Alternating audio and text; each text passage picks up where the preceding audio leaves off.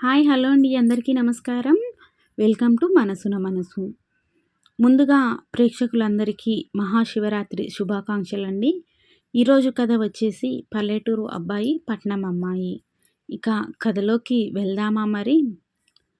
కొడుకు దగ్గర పెళ్లి విషయం ఎలా మొదలుపెట్టాలి అని తెగ ఆలోచిస్తూ ఉంటారు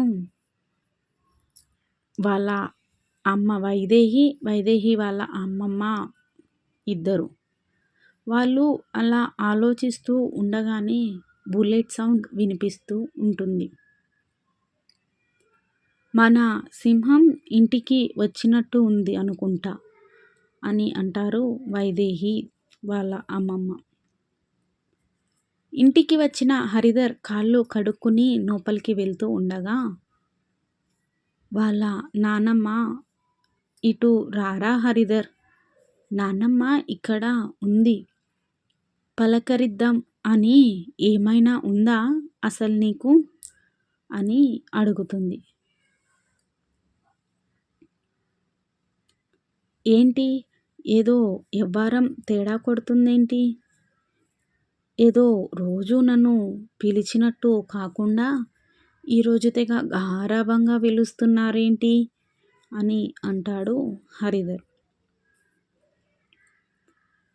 అప్పుడు వాళ్ళ నానమ్మ అంటుంది, ఏంట్రా అసలా నీకు నానమ్మ అంటే ఏమైనా గౌరవం ఉందా?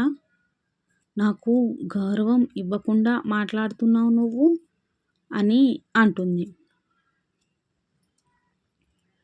ఏంటి ఏదో తేడాగా మాట్లాడుతున్నారు ఈరోజు, నువ్వు నా భార్యవి కదా, అందుకే ఏంటే అంటున్నాను అని అంటాడు.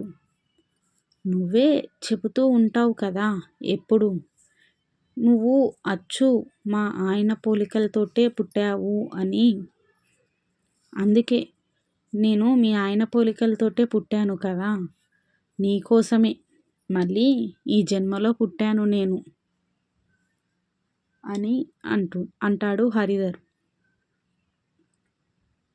సరే లేరా, నా కోసమే పుట్టావులే కానీ ఒక మాట అడుగుతాను చెప్పు అని అంటుంది వాళ్ళ నానమ్మ.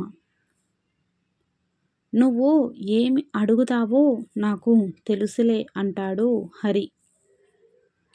అవునా, నేను ఏం అడుగుతానో చెప్పు మరి అని అంటుంది. ఏముంది, ఎప్పుడు ఉండే గోలే కదా, పెళ్ళి ఎప్పుడు చేసుకుంటావు అని అంటాడు హరి. అలా మాట్లాడకురా హరి, నీకు 30 ఏళ్ళు వచ్చినా ఇంకా పెళ్ళి చెయ్యలేదు. మీ అబ్బాయికి మీ అమ్మ నాన్నని తల తీసేసినట్టు ఉంది. ఎందుకంటే వాళ్ళని చుట్టుపక్కల వాళ్ళు అందరూ, చుట్టుపక్కల అక్కలందరూ మీ అమ్మ నాన్నల్ని మొహం మీదే అడుగుతున్నారు మీ అబ్బాయికి పెళ్ళి ఎప్పుడు చేస్తారు అని అంటుంది వాళ్ళ నానమ్మ.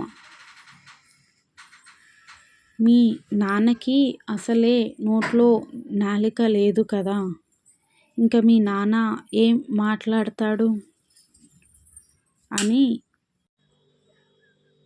అలా మాట్లాడుతుంటే మీ నాన్న ఏం మాట్లాడగలడురా? పోనీ నువ్వు ఏ అమ్మాయినైనా ప్రేమిస్తే చెప్పు, నేను ఆ అమ్మాయిని ఇచ్చి పెళ్ళి చేస్తాను అని అంటుంది వాళ్ళ నానమ్మ. ప్రేమ లేదు, దోమ లేదు, ఏమీ లేవు, అసలు పెళ్ళి చేసుకున్న ఉద్దేశమే లేదు. నేను పెళ్ళి చేసుకున్న ఆ అమ్మాయి నా మాట వినదు. నాకు ఒకరికి బానిస బతుకు ఎందుకు చెప్పు?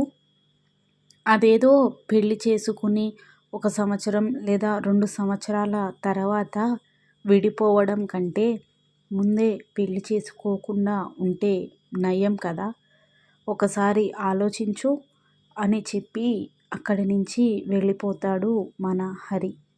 స్టోరీ ఇంకా ఉంది ఫ్రెండ్స్. ప్లీజ్ ఛానల్ని లైక్, షేర్ అండ్ సబ్స్క్రైబ్ చేయండి.